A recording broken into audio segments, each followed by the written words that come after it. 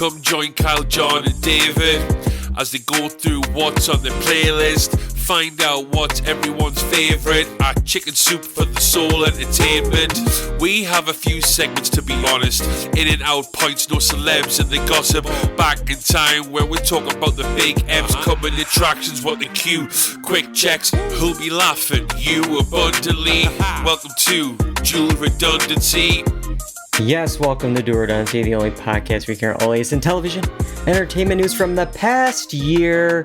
From two millennials with exactly the same opinions. I'm one of those hosts, David Allen, and another one is... John Berwick, the third one is... Kyle Bridger. I would say that I am the pop culture. I'm keeping you on your toes. To John's movies, he's the director. He's making things happen. And Dave, I guess you can be... new TV shows. New TV shows? You're a breath of fresh air. You're new to me. You. Every time. I will say a little, sneak peek for what we will be discussing tonight. I don't know if it was a good year for new TV shows. Yeah. There was a couple. I agree. So that's why you gave me new TV. I see what you did there. Oh, thank you. No, but there's... Backhanded compliment. Yeah. We'll be talking about the new TV shows, the returning TV shows, the miniseries, the movies, the pop culture moments. We're going to talk about it all tonight. Everything from the past year. It's tradition since 2013. It's our 10th yearly wind down, a decade of doing this. Oh, look at that. On the fly sound effect, not even a sound effect, a real actual sound that was played by John in the kazoo there or whatever it is. Each year we ask what your favorite movies, TV shows, and pop culture moments from the past year were in a Google Form survey, which we send out to the listeners. And we compile the votes from the listeners. We get a little help from some subreddits, sample size, movie, and TV subreddits. So we get a good mix of TV and movie fans there as well to find what were the top, 3 movies and shows and pop culture moments from the past year. And then we break them on down. We try to get Kyle to guess them because John and I have seen it. I saw the results. John has seen the images, but Kyle hasn't seen anything yet. So, yeah. We got a lot to do tonight. You guys ready? Let's see. Yeah. You ready to say goodbye to 2023? Yeah. All right. Here we go. Let's start off with movies.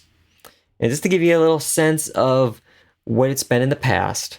2019, the winner was Avengers Endgame. 2020, Palm Springs. 2021, Dune. And then last year, Everything Everywhere All at Once. So honorable mentions, we'll start off first. Because it's a pretty clear-cut tier with the top 3, but there were some other top vote getters underneath them. These are the ones that didn't make the cut. Dungeons & Dragons, Honor Among Thieves, Guardians of the Galaxy Volume 3, John Wick Chapter 4, and Mission Impossible Dead Reckoning Part 1. So, got a bunch of sequels in there. I love the idea that because of how, Dead Reckoning, I guess, did, and they don't want to have a part in the next one, like part 2 or whatever, that they're just dropping that. They're going to call it something else. So it'll probably be Mission Impossible End Times, or they'll make up some subtitle. But that means there's a film out there that's Mission Impossible Dead Reckoning Part 1, and there's no part 2. Oh, man. I love that. But, Kyle, any guesses of what are the top 3 movies from the past year? Top 3 movies voted on by our listeners, yeah? Of course. I mean, who else? Did you not listen to our intro? I'm just double checking, just making sure, Okay. Yeah, we actually George Santos, and he's going to... Hey. I'm going to go with Oppenheimer is one. I'm going to go with Barbie is another. And I think maybe Killers of the Flower Moon, possibly. Yeah, so right now we're showing on our Twitch stream here the image all kind of shadowed out, so you can't see what's what, but you can maybe guess what something is, with the silhouette of what's going on. I'm surprised you weren't able to get number 3 because I thought this would be a dead giveaway. It's up there in the upper right corner, Spider-Man Across the Spider-Verse. Yeah. Shoot. Yeah, so there it is, number 3. So I can't remember. Kyle, did you see this film? I did. Yeah, I went to the theaters to see it. Oh wow, it's a fun one. Dedicated. Yeah, I went to the theaters too. I was excited for this one. I loved the first one. I thought the first one, it was just so unique, exciting. Just Lord and Miller, behind it.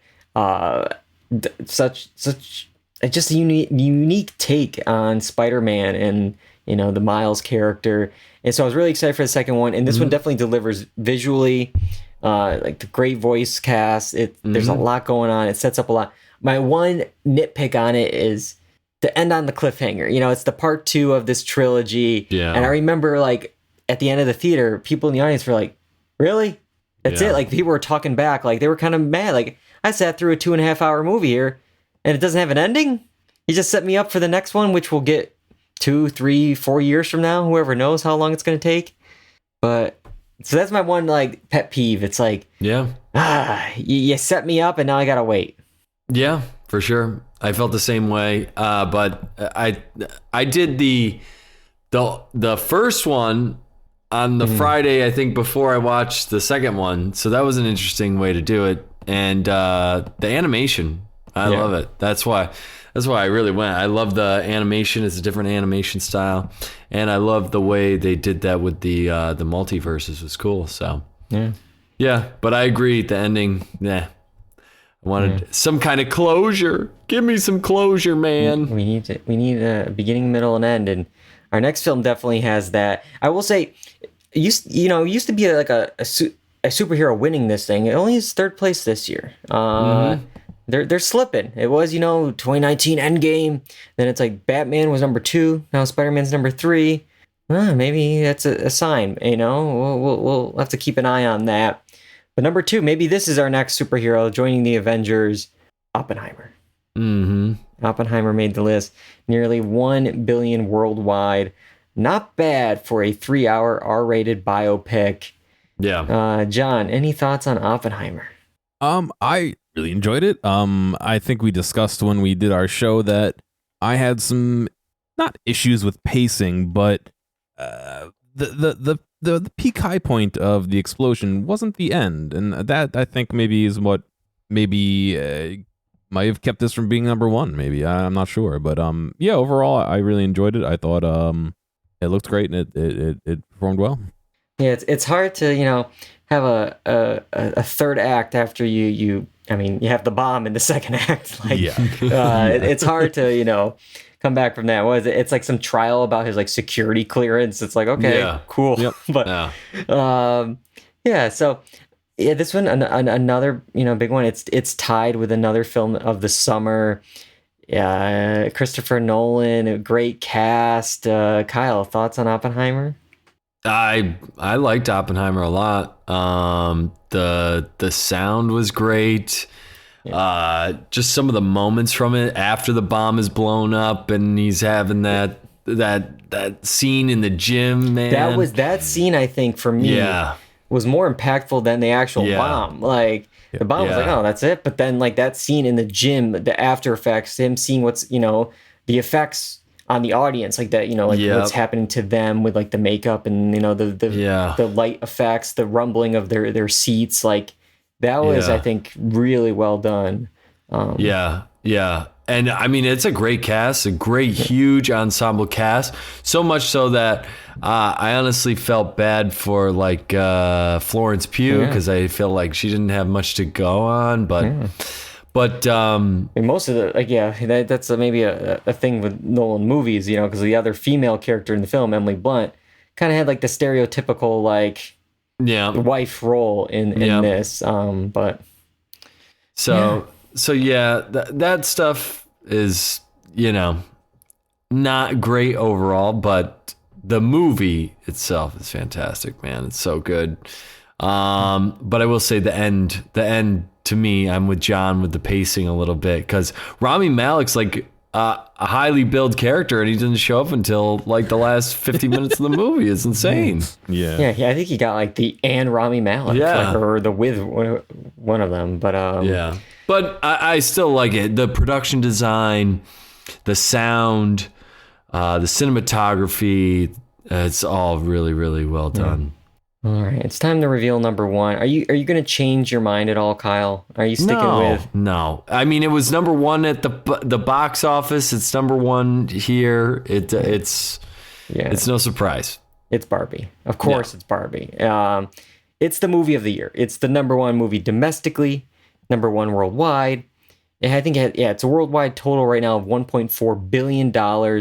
It leads nominations at the Critics' Choice Awards, at the Golden Globes, maybe the Oscars. We'll see what happens. But it helped me win my second summer box office draft title. I got to thank that. Thank you, Barbie. This was the one that I think, when we talked about it in like a coming attraction, it's like, how is this going to work? Greta Gerwig, Noah Baumbach, making a film about Barbie with Margot Robbie. Like, is it going to be a comedy? Jokes in it? It's a PG-13 film. Is it for families? Like, what's going on here? Yeah. And just like the build up with it, like it kept going. It's on the same weekend as Oppenheimer. What's going to happen here?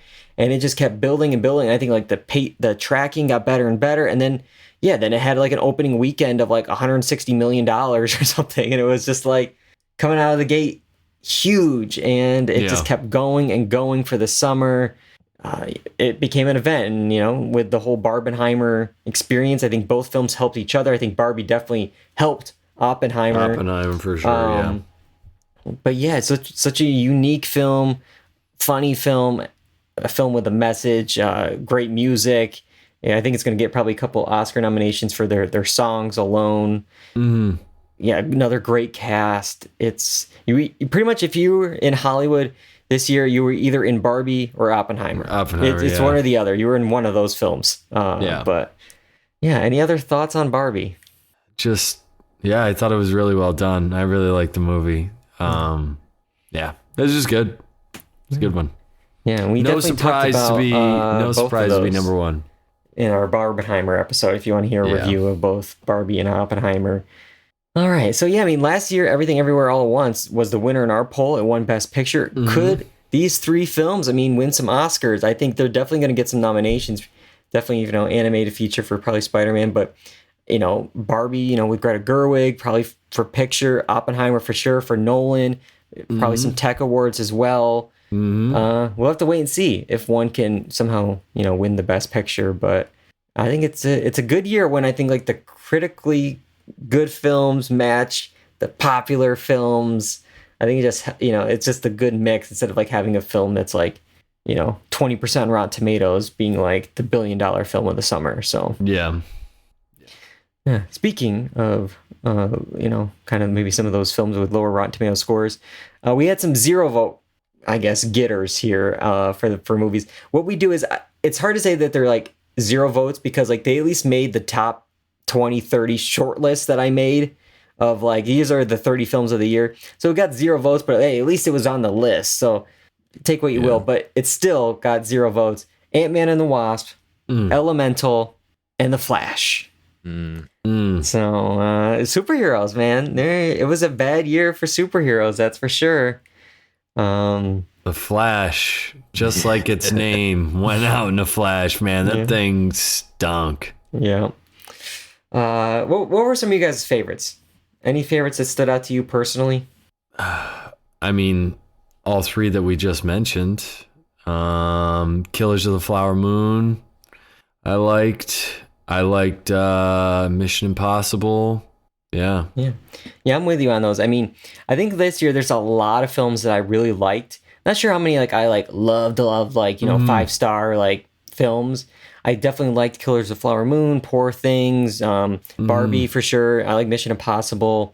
So yeah, there's a lot of films that I'm like, oh, I would rewatch that. Yeah, I definitely would check that out again. But so. Yeah.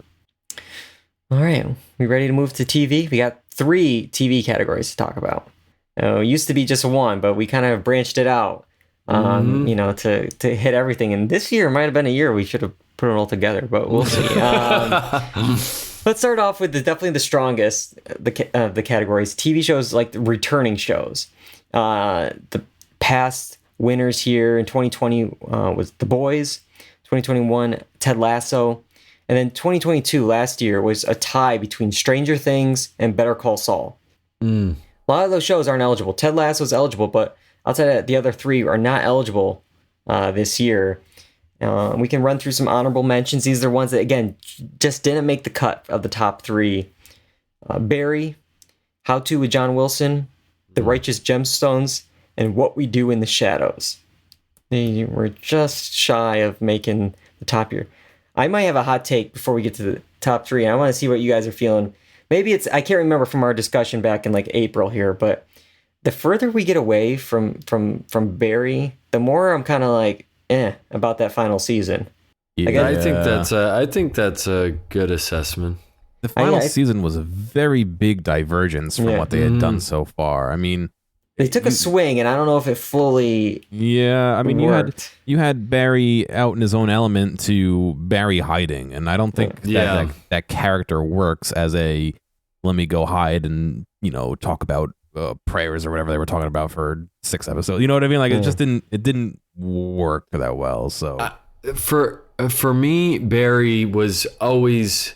Like, it's still a good show, but trending downward each year. I thought it was definitely very strong in the first season or 2.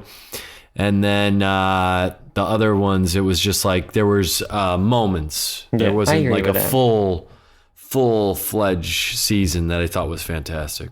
I think it should have ended at the finale before that season. You know what I mean? I think so. I don't want to. I guess if you haven't watched Barry, I guess if you haven't watched Barry, you're gonna.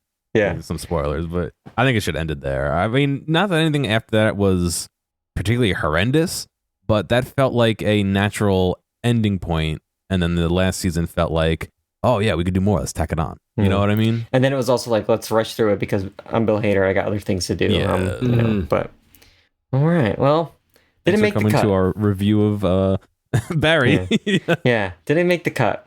But I don't think I have much to say about number 3 on our list, The Mandalorian. I'm kind of surprised because it's placed in the past, but like I feel like this one like just came and went. I don't think anybody like even discussed this. Like, was there any kind of pop culture like season 1 Baby Yoda, season 2 like right in the high of season 1, and then I think maybe after the Book of Boba Fett, which was kind of the Mandalorian season 3 at points, this is like, all right, like what else? But that's just me. That's just it as an outside observer. It just didn't seem like it was clicking. I just could be one of those Star Wars things where people love Star Wars and it has been good in the past. Maybe that's what's making people stick around. I don't know. Yeah. All right. So I'm going to move into the other ones here, and we technically still have 3 because we have a tie coming up. So we have 3 shows to talk about. So I'm going to ask now, Kyle, what are these top 3 shows? Well, one of them is Succession, for sure. Okay. Whew, boy. I think the other one might be The Last of Us. I will say, I'll give you a hint. The Last of Us will be in a different category. Because it's a new series. I'll give you that. I'll give you that. That's let's go The Bear. Okay. So I'm doing Succession, The Bear. Oh man, dude. Oh man. I think it's just like the last category. You get 2, and then there's a one that's a surprise, and I was surprised by it too. I'm gonna go with maybe Abbott Elementary. Okay, that's a good guess. But I will say, number 2 on the list, and I'm a little bummed by it, but it was a tough year. Succession. 2. Number 2. I will actually say I was a little worried at first seeing the votes come in. Like I would, check periodically like where the votes were going. It was behind for a little bit, and I'm like, there was points when it was like, really, we're gonna have some of those honorable mentions over this thing. This is This is the clear top show of the year, easily, no question asked. Like this is it's leading Golden Globe nominations. It's leading the Emmy nominations in January. It's the favorite to win both of them. Each episode when this was airing, I think it's just because how long ago it aired, in people's minds, because each episode when this aired was the talk of the internet. This was Connor's wedding, and then we, move on to later in the season with the election night episode. Yeah. The redacted number 9 episode, the finale of number 10 with all the moments. It was so good. Everyone was firing on all cylinders. This is my favorite of the year for sure. It's going to be one of my favorites for a while. I'm bummed it's only number 2 on the list, but yeah, other thoughts on Succession season 4, Kyle? I mean, I think you nailed everything. It's just a fantastic show. Great ensemble. And I bet the more watch backs you do of this show, you're going to find something in each and every character. And that's a testament to the writing involved. So it's like, you're going to find something in a character that you either relate or can understand by hate or just, it's just wild. So it's a great show, great writing, great direction, great cast. I'm really sad that it ended when it ended, but would you say it told its story? But yeah, would you say it's maybe one of the best shows of like all time? Yeah, I would. Maybe it's recency bias, but I would definitely have it up there. Like, I think it's really well done. Like, it's in the top 10. I think that's So but it's only number 2 on this list. Technically, I guess it's technically number 3 on the list because for the second year in a row, we have a first place tie. One makes sense. The other actually surprised me a bit, but let's talk about the one that makes sense, I think, first. Maybe I would quibble. Maybe I would put this at number 2 on my list, but it's The Bear. Yeah. Another good year for The Bear. Season 2.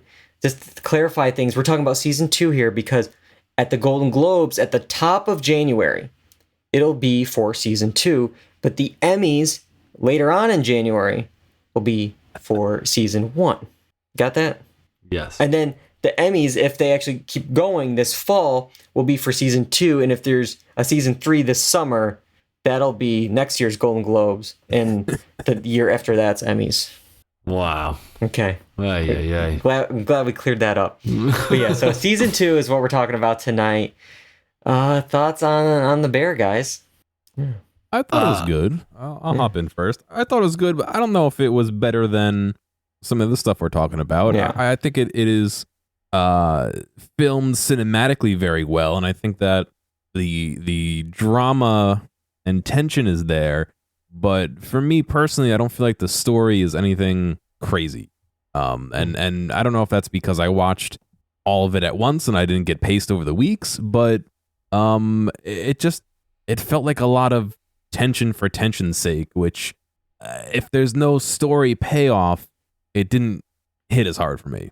So I hear you. I worry that like that season 1, was a tight season because it thought maybe this is it. But then, like, it's a hit. It's like, all right, let's stretch this out a little bit here. Let's have, what worked? Oh, the tension. Let's do a little more tension. Let's go a little more yelling. And I just worry that by, like, seasons 4, 5, and 6, it's like, we're still doing this. Okay. Like, will it play out? But right now, I'm into it. And I think there's a lot of good standalone episodes with, like, some character highlights this season, whether it's, with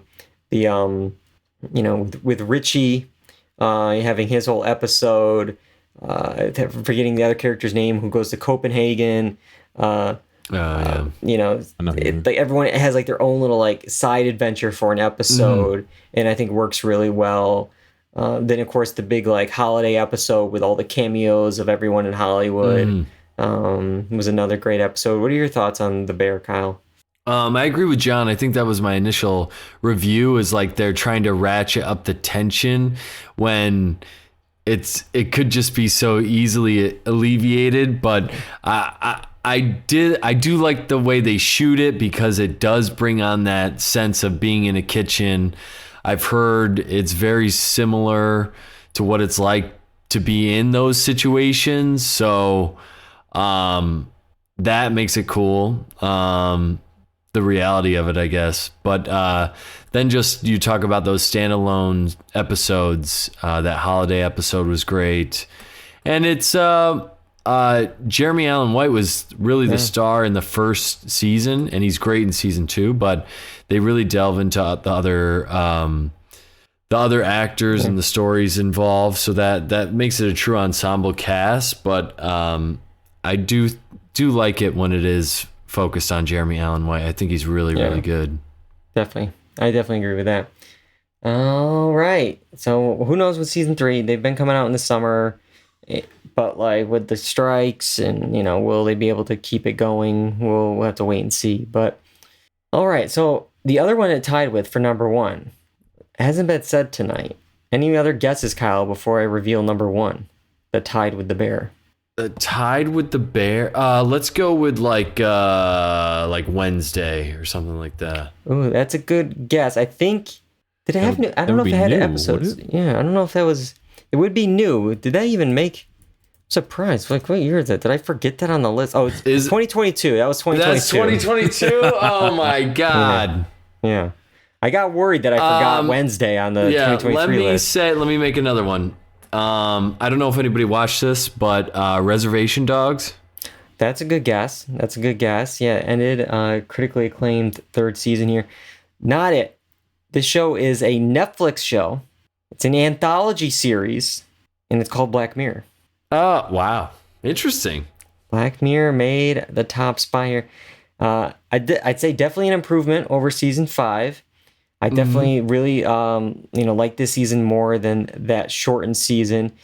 Some dark stuff, some funny stuff, some supernatural stuff.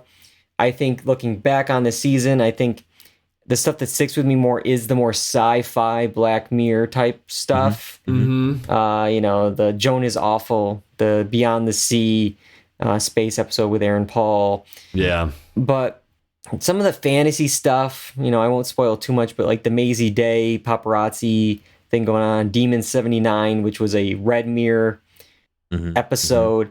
Sometimes they just don't work for me because it's not what I expect, I guess, from Black Mirror. That I want the technology, I want the sci-fi, I want that instead of like the fantasy. But I think that would work if it was its own series as Red Mirror and not a guest episode, if you want, in Black Mirror. Like it was like a test agree. pilot, like like the farm on The Office, or that weird Stranger Things episode with those teenagers in season 2. It's like, well, let's just try it.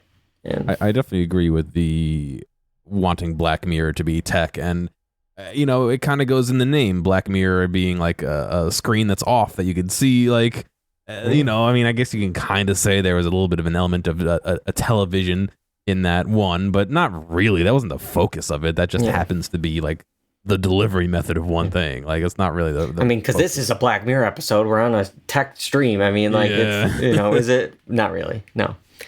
But yeah, so yeah, I'm always down for more Black Mirror. I definitely think like some of maybe their like high points are definitely in the past, but it's always good to have. But I think the nature of an anthology thing like that means there's going to be ups and downs, and some things may hit differently depending on where we are in our lives and where we are as a society and recent events in technology. So I think it's a little bit of a hard thing to get 110% of an episode every time, That's true.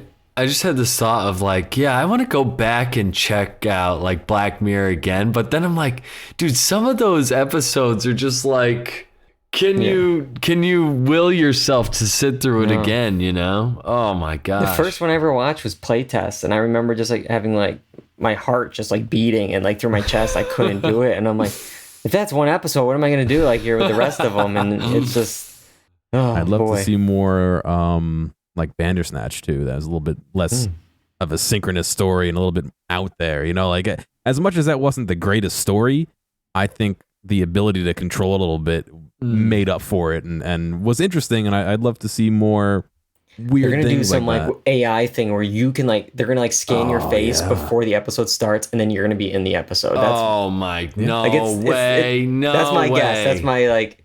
It's a little Joan is Awful, but like this is like literally like before the episodes start. Go on the Netflix app on your phone, scan your face to be in the episode or something. Oh my god! We'll make that Kyle's quick check.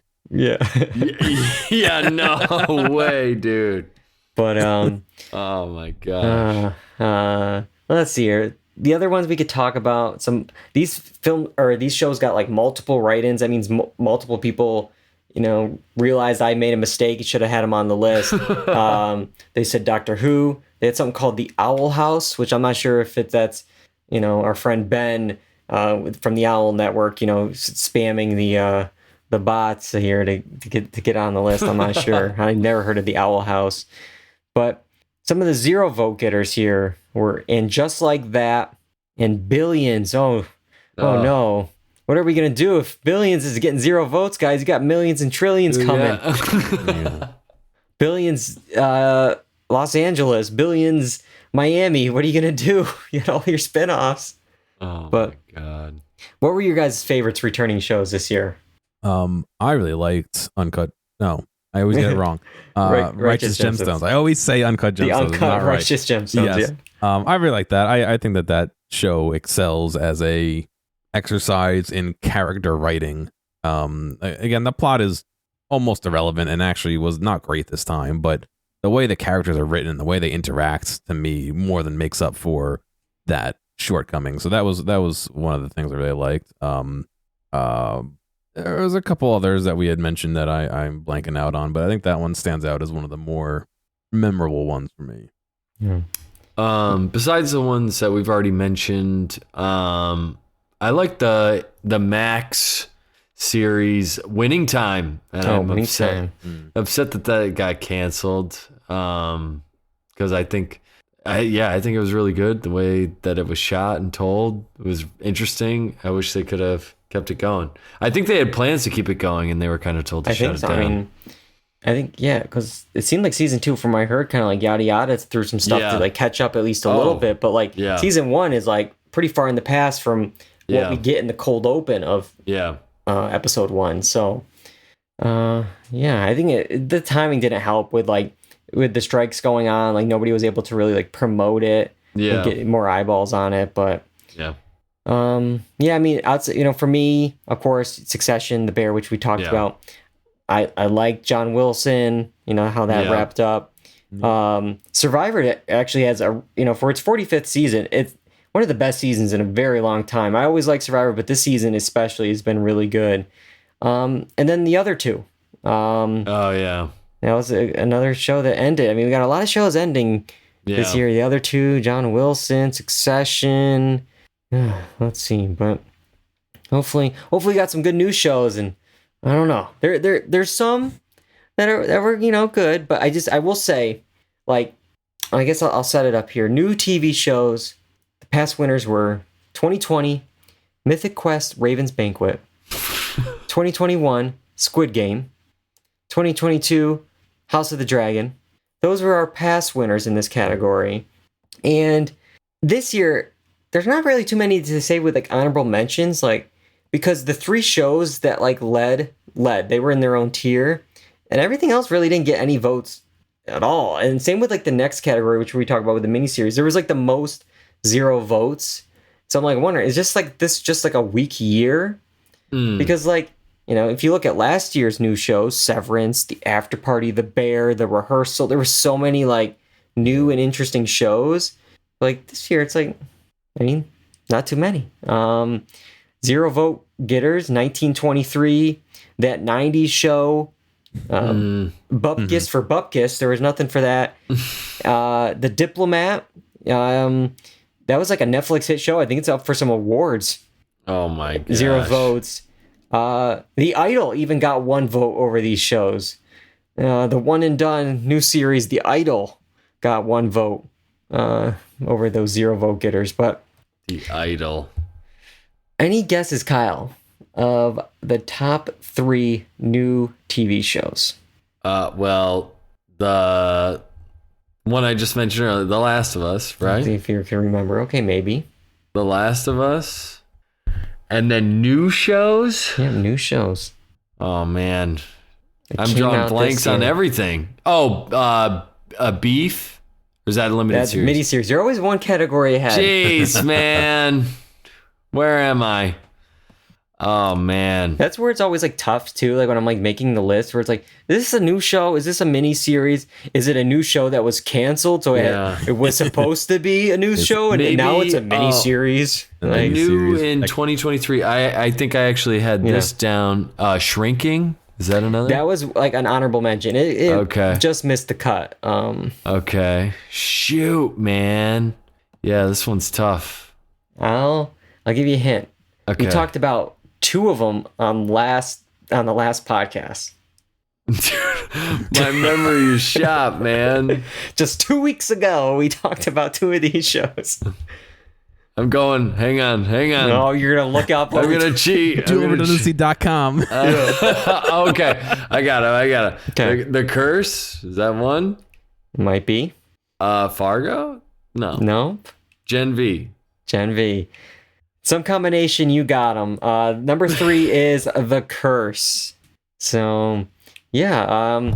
We had the rehearsal last year. That was an honorable mention in the new category. This year, we got some Nathan. He made the podium. He's in the top 3. I'm still into The Curse. I know John had some differing opinions on it. I don't know if you've watched it yet, Kyle. No. Have you checked out The Curse yet? No, I mean, is it worth getting Paramount Plus for? I don't know if it's worth solely if you haven't gotten Paramount Plus. I have it for like Survivor and a few other things. So it's like, okay, this is great. I'll watch The Curse. It's definitely a unique show. You don't know where it's going sometimes. And like this most recent one, it's like it just like ended. So it's like you're always like on the edge of like the cringe and like the humor and like where's it going. Man. And so I mean, again, we're only halfway through the season, so I don't know. I can't say for sure, it's going to be a perfect season because I don't know if they're going to stick the landing. Yeah. But with Nathan Fielder, Emma Stone, Benny Safdie, it's like you have the pieces there. So I'm in to keep going. So, But this is why I didn't get this. It had like 5 episodes, 6 episodes, like right before. You know what I mean? We're not even through the season, and people are calling it the best new show of 2023. There must not be anything. The third best. Yeah, well, maybe it is. I mean, that's the year we're in. But I know. let's look at number 2 on the list. Let's see here. I mean, you the 2 shows you said is Gen V and The Last of Us. Do you have a guess which one is over which? The Last of Us is number 1 for sure. You got it. Number 2 is Gen V. The Boys always does really well in these polls, so it's not a huge surprise. We're still waiting on season 4. I can't wait for Jeffrey Dean Morgan to enter the Boys universe. I'm really excited for that. But John, you saw all of Gen V. Are you glad to see it number 2 on the list? Yeah, I think it's seated right where it's appropriate to be for a popular vote type of deal. I think me personally, I like Gen V a little bit more than The Last of Us, just because. Wow, I like The Last of Us a lot, but I think I liked the pacing of Gen V and it had a little bit more action, whereas The Last of Us was a mix of action and drama and it's a little bit slower paced. So. And also, I think recency also is playing a little bit of an effect onto that. But I think that this is the appropriate spot for a general poll like we're doing. So I think it's seated right where it needs to be. Yeah, I will say, yeah, because like I can hear you with that. I mean, I didn't finish Gen V yet. It's still on my list to go. But like, I feel like with like The Last of Us, there's episodes where it's kind of like the mission of the week kind of thing. Like this week, we're in this new place. We got to get X thing. We go through some stuff at the end of the episode. We got X thing. We move on to the next city. Like there's kind of like it's the video game like it's a mission level. It's that kind of thing. There's some amazing standalone episodes like the Nick Offerman, the and Marie Bartlett episode of The Last of Us. Some great other action moments. We're talking a lot about it. Let's rip the Band-Aid off. Yeah, number 1, The Last of Us. That's what it is. I'm going quick. Sorry, John. But yes, number 1, The Last of Us. Thoughts on the Last of Us, Kyle? I liked it. I think it's probably one of the best, if not the best, video game adaptations we've seen. Just the acting is really great. The production design. It's just they create this world. And the story is really good. It's really accurate to the video game. It's scary how accurate it is at points. It's very well done. It's just really, really well done. And I mean, even if this, I think what the testament to this is that you don't have to have liked the video game story in order to like the show. And I think because of like Dave, like people like you that like the show, shows you how good of a story it is, and then B, what they've been able to do with it. Yeah, the performances. Because there is like the mission of the week thing. There's a little bit of the Pedro Pascal, the Mandalorian, watching Baby Yoda and taking care of Baby Yoda around. It's like there's a little bit of that with this show. But yeah, some of the stuff, John, you would show me of like the side by side of like the video game and the show. It's wild how close they mirrored the cinematography and the look and the characters and the voices. And I mean, you've got a Bible, you might as well stick to it. If it works, it works, right? It works. Yeah, and I'm really curious because I don't know too much about it. I've heard season 2, there's some differences from season 1. And I don't even know it for sure. That's a way to put it. I'm trying to keep it like vague because also I don't know it, and also I don't want to know it because I'm into the show. Yeah. But I'll be curious to see how it plays out. I haven't played the second game either, so I may have to do that before we start doing that, Yeah. And we'll have to see, like, obviously it's with, some people like, the guys from Chernobyl working on this who, care about quality. And it's like, Last of Us is huge, but it's like, this is like a probably 2-3 season show tops. Like, I don't see them, it's not going to be The Walking Dead. It's not going to be, 11 seasons and 8 spinoffs. Like, they're gonna keep it to what it is. So I was just thinking of, what John should be a bet for Dave is if say we did some bet, Dave should have to play The Last of Us. Oh, we'll make him stream it. Yeah, make Dave play The Last of Us because dude, it's scary and freaky too. It's gonna take me like a month to do. I'll be here, like I'll be like the first level instantly, like dead, and just but because it's scary too. It's not only the controls, but you'd probably be like crapping yourself. I thought you were gonna be like I would have to predict what happens in season 2, but it's it's on the record on the podcast. I was able to get the Game of Thrones ending a week before it happened here. I knew it beat by beat. Yeah, what's that say? What's that say about Game of Thrones? But all right, one more TV category to talk about tonight, and it's the miniseries category. To run through some past winners: 2020, The Queen's Gambit; 2021, WandaVision; and 2022, Moon Knight. Again, honorable mentions. There wasn't many because really, I don't know, like 4 shows were in a tier. Everything else, 0 votes. The Fall of the House of Usher was so close to the podium. Didn't make it. But we have 3 shows here to talk about. Kyle, any guesses for the top 3 miniseries of the year? Yeah, I know. You said it with more emphasis, and I'm still going to blow it. So I've got Beef as 1. Beef is, right? It's in the top 3. Okay. Beef is 1. Would Jury Duty count as 1? It would. That is also in the top 3. Yes. Now I need the last one. Is it new miniseries or just general miniseries? I think they're all new. So I think. Okay. Yeah. Am I just blanking? I think you're blanking. I don't think you're gonna get it because I was also shocked to see it on the list. Number 3 is Ashoka. Oh yeah, dude. I would have had no chance. Yeah. Because the reason why I'm shocked, I mean, obviously Star Wars and Marvel, they do well on these. They do every year. I mean, Moon Knight won last year. But, like, from what I've heard, like, I've only heard mixed things about this one. And it's just, like, it's just because it's Star Wars, check. Yeah. Check. Probably. It's just wild. Like, all right. Or it could be one of those things, like, I think about this when I was voting. It's like, it's the averages win out because they're clicked more. You know what I mean? So maybe you can choose as many as you want. Yeah. It's not just one show. It's so maybe it's like one of those things where it's like, yeah, it's good and I like it, but it's not. I wouldn't consider it my best. You know what I mean? Yeah. But I don't have too much to say with this. I didn't watch it. Don't know much about it. Unfortunately, That's all we're going to say about that. But we do have much to say about the other two shows. Guess, Kyle, which is the next one we're talking about? Is it Beef or is it Jury Duty? I think it's going to be Jury Duty. And you are wrong. It's Beef. Oh, what? Beef is That's number 2. wild. Wild. Beef is number 2.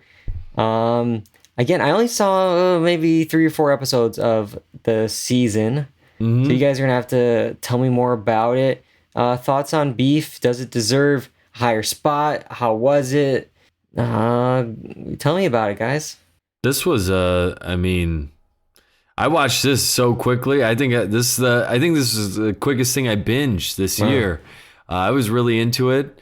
I think it kind of elevates to a place of you just can't even believe where it started, and I think that was the point of the show, but it almost takes it to outlandish territory, but it's still funny. There's still funny moments, some good action sequences and stuff like that, but yeah, it was good. I liked it. I binged it quickly. Steven Yeun. Yeah, Steven Yeun. And shoot, what's her name? I'm forgetting her name. Ali Wong? Ali Wong, yeah. Ali Wong is great, man. Yeah. The cast is good. It has some Hoobastank, The Reason in the premiere. You know, you got a banger like that in there. But John, did you check out Beef? I did, yeah. I think I'm in a similar boat to Kyle. I watched it pretty quick and I enjoyed it. I think, again, another recency thing where this feels like it could have been last year that Beef came out. It's been so long that it isn't super forefront in my mind. But yeah, it had a lot of twists and turns, and it had some drama that paid off and was well, and yeah, it was good. And I think it's right where it needs to be. I had a coworker just like last week go, dude, have you heard of this show called like Beef? Like he was acting like he was putting me onto it, and I'm like, dude, this was like 9 months ago, man. Yeah, I got an entertainment podcast. I know it all, man. We reviewed it, episode blah blah blah. Like, yeah, we have it. Yeah. All right, number 1. I was happy to see it. I was a big fan of this show, and it was Jury Duty. The kind of Joe Schmo office hybrid show. It was very unique. It's hard to describe it. Yeah. I was, I really like this show. It became huge for Amazon Freevee. It's an Emmy and Golden Globe nominated show. James Marsden's getting some love playing James Marsden.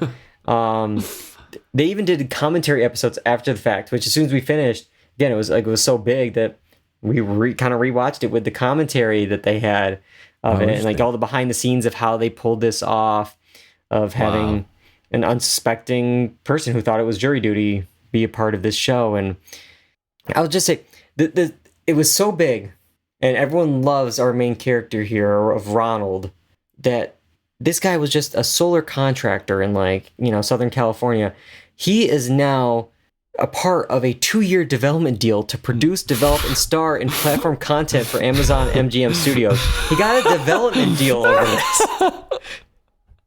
Oh, that's showbiz, baby. That's wow. Very interesting, and I'm happy for him. But how do you take that unknowing and his personality and translate that into a knowing actor? I don't know. This is my pessimism here. Is it just let's get Jury Duty back in the news? We got some awards voting going on now. Remember this show? We have to have a news article about it. In 2 years, will they re-sign this deal? I don't think so. Are we going to see anything of content from him? I don't think so.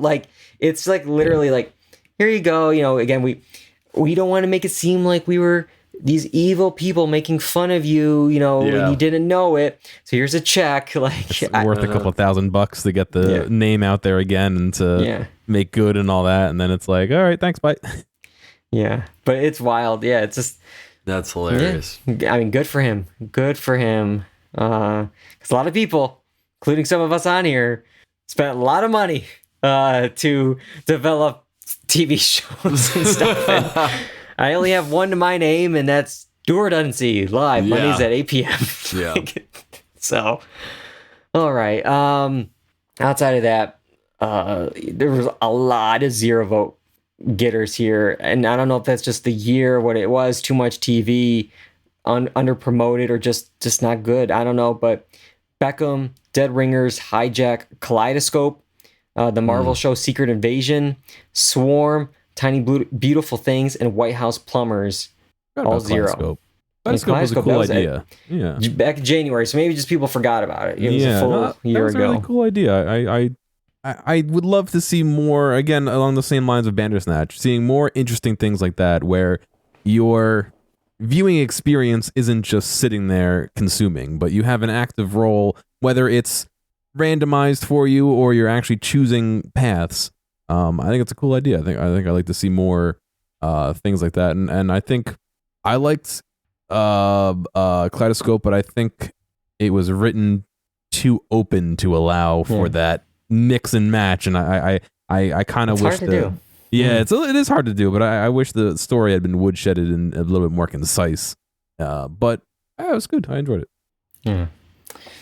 All right. Let's see here. We got one last category to talk about. We might go a little long tonight. It's our last show. You know, it's the last bit of content people are going to be getting for a bit here. We're going to talk about pop culture moments. And, you know, in the past, 2020 was, of course, COVID-19. 2021, it was a tie. It was the Bernie Sanders inauguration meme, and then the GameStop short squeeze, which, hey, we finally got one of those movies. We got one this year. I didn't watch it, but we got one. And last year was Wordle, was the pop culture moment. This year, I'll read through some honorable mentions. We have Grimace's birthday, Rihanna's Super Bowl halftime show and pregnancy announcement. And then we had the Taylor Swift, you know, the Eras tour, the movie Blockbuster tied with it. The amount of money she has made from this tour, or even just the movie alone, because she self-financed that thing, is astronomical. It's insane how much she's pocketing from those two things. But hey, good for her. Any guesses, Kyle, on the top pop culture moments of the year? Well, I know for me from that list was the Boston slide dude, or that slide guy. Remember that? Oh my God, that had me dying. But it has to be like Barbenheimer, right? Something, right? That might be on the list. I think that's got to be the top one, the Barbenheimer. That's good guess. And then my other one would be, wasn't there something to do with AI?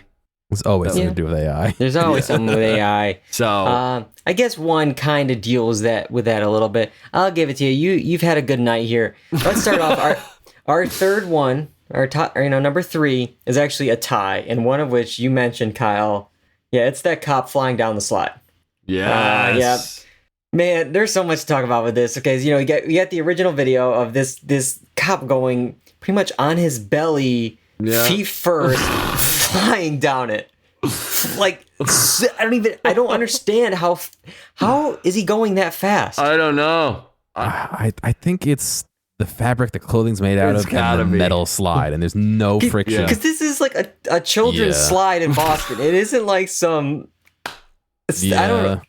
But I think it's like he's shot out of a cannon, man. Yeah. It's so I think fast. that turn at the end flipped him over right at the last minute. Yeah. And he just right out of there. Like, why is he even going down? Was he like chasing someone? That's the like, real question. Where is that person? Like, what's the reasoning behind him going this way? I think they were just on a break and were like, hey, go down the slide. And he was like, hey, we'll film you. And then he ended up with a busted face. Oh, dude, his head his head scraped so bad, man. Yeah.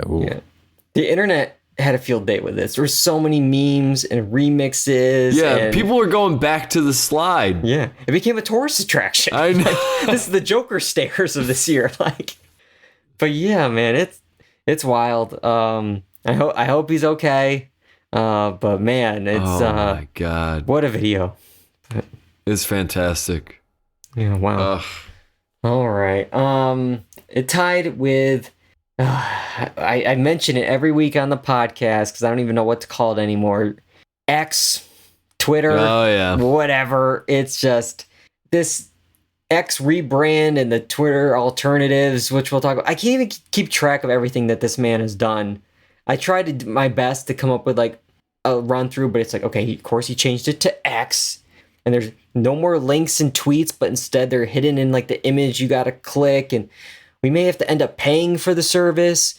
But then advertisers have pulled out from X over, the anti-Semitic and other racist marks on the site and that he's made. He's told advertisers, like, which he needs, by the way. He spent over $44 billion on it, and their ad revenue was like down by like 54%. He pretty much told them, F you. It's just wild. Like, I don't even know if, by the time we get off this podcast, if it's still running. Like, it's one of those things where it's like it's constantly on the edge. Like, it's wild. But I don't know. It's just, yet we're still there. Because, like, I know. There's been all these alternatives, but we're still on X. Like, I know. I was going to, I think I might have texted you guys, like, last week. It's like, can you even use this app anymore? It's just, it's a mess. It's an absolute mess, man. It's the worst. And it's what sucks is like Blue Sky's out there. It looks great. It would be great, but it's like invite only. And like that's slowing down people moving over from X. And there's also a lot of people it's like, do I really want to do this again? Like start over from scratch. Like and find all my followers, do all that. It's just like I forget. It's just a lot of work. Is it Blue Sky that doesn't have like movies yet still or something? Or one of the ones doesn't have, we can't like upload video. Like, you know what I mean? It's still its development phase, so there's a couple of barriers to doing that, unfortunately. But and then you had Threads from Meta, which was like huge. I feel like for 24 hours, and then radio silence, the biggest like fall from grace. Whereas like everyone's on Threads, no one's on Threads. So like the forced mixed feed and not having a personalized feed of people you follow, I think was its downfall from the beginning. Yeah, I don't understand that at all. I've threaded like 2 things. I don't know what the verb is for that platform. And it's like, all right, great. 2 people follow my thread. I don't, and it's like, all right, whatever. Not worth it. Yeah. But I don't know. We'll have to wait and see if who knows if it'll even be around next year for when we talk about the next wind down. But all right. Number 2 on the list kind of involves the AI that Kyle was talking about a little bit here. It was a big factor in this, Kyle. Do you want to change your guess a little bit to it was a big factor AI for number 2 this year? Is it the strike? It was the strikes. Hollywood on strike, the Writers Guild and the Screen Actors Guild. It was almost double the votes as our third place votes here. It was a big moment, especially for a television and entertainment podcast. 148 days for the Writers Guild strike, 118 days for the SAG strike. Between those two, I think I saw it cost the Southern California economy $6.5 billion. Wow, that's crazy. And we're gonna, feel it, for many years. I mean, obviously, it's not about us, and it's about the writers and the screen actors getting their fair deal here. But for the general public, films are going to be delayed. We saw that, stars couldn't promote, projects were being pushed, others just completely scrapped.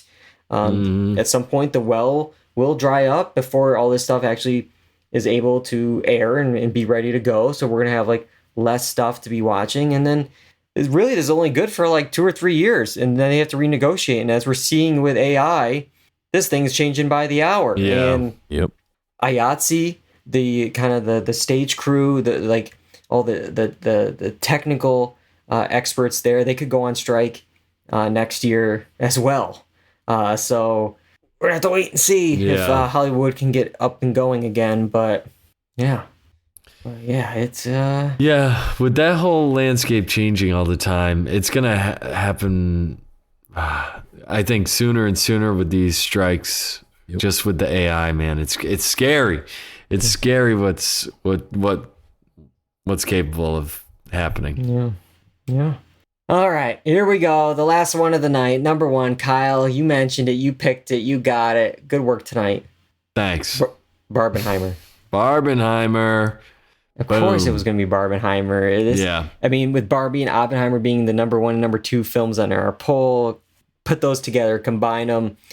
Yeah, you get this event that it has its own Wikipedia page. Like it's people dressed up. There was double features. It had a combined box office. Like normally the top 10, you combine it, could be like, at least it was earlier in the summer, 100, 160, somewhere in there for the top 10 films. That weekend, the top 10 was 300 million. Because Barbie alone made 162, Oppenheimer made 82. Like it severely cut the legs of Mission Impossible in week 2. It was all about these two films that weekend and for the summer. And yeah, it's like there was just, it was people, dressing up, wearing pink or wearing black or wearing both, and they would switch in the outfits, for their double feature. They had the posters that combined it, all the memes, I'm this person, it's just, I was able to Barbenheim. I had to wait 2 weekends, but it was, I did the double. Of course, you start with Oppenheimer, you do the 3-hour, R-rated biopic. Yeah. And then you have the fun, I got some candy, for round 2 with Barbie, and got to enjoy that later in the day. I know you guys saw these films. Were you able to Barbenheim? I did them a day apart. Okay. Yeah. I'll give it to you. You saw it in the same weekend. I give it to you. Yeah, I did the same thing. I did. I'm not giving it to you. Oh, okay. What the heck? But yeah, I did the same thing as John. I did. I think I did Barbie and then I did Oppenheimer though. Ooh, the opposite. All right. Yeah. Interesting. I did. But Oppen RB. Oppen sleeping Barbie. Yeah. Yeah. But yeah. But I know. I mean, when I saw people dressing up 2 weeks after the fact, that this thing's huge. That's all you need is know. Yeah, there's definitely people that would not have gone to see either of the films, but went because they kind of got somehow tied together. These two polar opposites, and and it's one of those things where both films were good. Like it's not like, oh, one film I'm going to watch it ironically. It's like, no, both films were quality films, and yeah, it was cool to have some good films this summer to really enjoy and watch. But all right, there was one that got a 0 vote. I guess it got 0 votes. I didn't get any votes, but I was actually sad by it because it was one of my favorite moments. The Ariana DeBose BAFTA rap, where she told us that Angela Bassett did the thing. Where would we be without this rap? Like to me, this is a travesty. Viola Davis, my woman king. Angela Bassett did the thing, but oh well. And then there was one vote for the HBO Max becoming Max, and I worry about like the issue was like it was in the question because it said what were your favorite pop culture moments, and maybe it's like I don't like this. Like, so maybe I got to change it. Like what were the biggest pop culture moments? I was singing that, or I was singing the most memorable pop culture or something. Because a lot of those I'm like, is this my favorite? Like it's all like some of these are like it's either it could be sad or like I'm not happy that there was a strike, but what were the most talked about? I think one that I wouldn't expect to be on this list but was pretty big would be the GTA 6 trailer dropping a couple weeks ago. I think there was a comment for that, I believe. Yeah, that I think is now the most watched video game trailer ever or something in like 2 days or something. It broke the record. Like that's crazy. Big gaming moment. And definitely GTA is a big pop culture thing anyway, so I'm sure when that releases in whatever another 10 years we'll have a good day with that. But before we talk about like I like to always bring up the survey comments. There was one comment for the pop culture moments, and it said, I don't even know what most of these even mean. And it's like, yep, well, there's times where it's like, like I'm sure if I looked at these like 5 years later, I'd be like, what the hell am I talking about? What's this like? But I always like to end with like the survey comments. I ask any personal entertainment memories or moments from 2023, and you get a wide range. Some are polite and just said no thanks. Okay, hey, sure, no thanks. I got some here that Snoop Dogg saying that he quit smoking and then that turning out to be a marketing campaign for smokeless grills or something. That was pretty funny. And there's one actually, I know what this one's talking about here. Learning at the very end of an Amazing Race premiere that the first 2 people out were siblings. So like yeah, like the whole episode we're watching it, I'm like, oh, like these two, like seems like a nice little couple here, and they're in this relationship, this and that. And then literally in like the confessional at the end, like one of them was like, I was so honored to do this with my sister. And they're like, sister? Wait a minute, what? Like I thought you guys were dating. Like, oh yikes. But just the way they cut it. I don't know if they intended this, or maybe I missed it when they said it in the beginning, but I watched it too, and I'm like, what wait a minute, what? Let's see here. Let's see. I'm floored. I actually saw a movie from this year. Cocaine Bear did surpass my expectations and went way harder on things like character development than it had to. Lovely way to burn an evening with some friends. And somebody else said Super Mario Brothers movie is literally one of the best movies I've ever seen. I'm sure that was John's comment there. Yeah. Kyle, some of our life events even made the list here. Wow. We had David's wedding, and then I had another one for...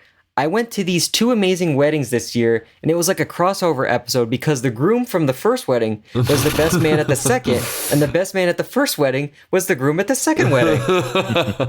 It's a crossover episode. Yeah.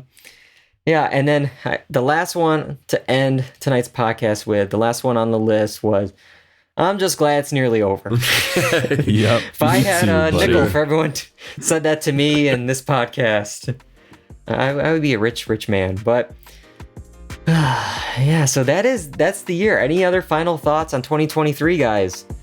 Anything we missed? Anything we are glad is over? The year. The year. It's over. Yeah. It's done. All right. Well, we're done with live shows until after the holidays. We still have 2 mini episodes coming to your feeds. We're going to do our favorite do or don't see moments from the past year. And then we're going to do another mini episode, what we're looking forward to in 2024. Those will be in your podcast feeds and, on social media. So you can check those out, on YouTube, stuff like that.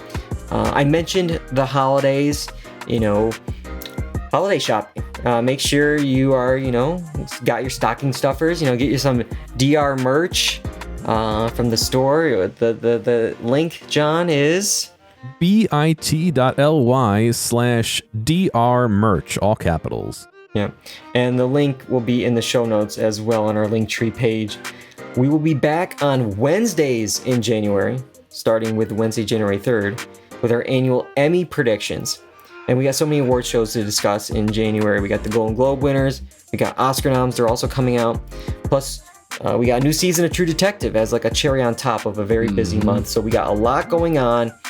Make sure you're following us on social media, Twitter, Instagram, and TikTok at Do or Done See. You can find episodes of the podcast on YouTube, Apple Podcasts, Spotify, the blog, doordon'tsee.com. And we are live on Twitch, twitch.tv/doordon'tsee.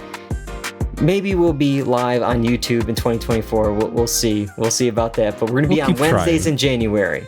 That's a little bit of a change just with things going on. Wednesdays in January, 8 p.m. Eastern. I got to thank both of you guys for not only doing this podcast tonight, but for doing, I think, like 24 some odd episodes of the podcast this year. I really couldn't do it without you guys. I really appreciate it, and I can't wait to see what 2024 has in store. But yeah, that is it, guys. Until next time, I'm David Allen. I'm John Berwick. And I'm Kyle Bridger. And that's all we got for 2023. Goodbye, everybody.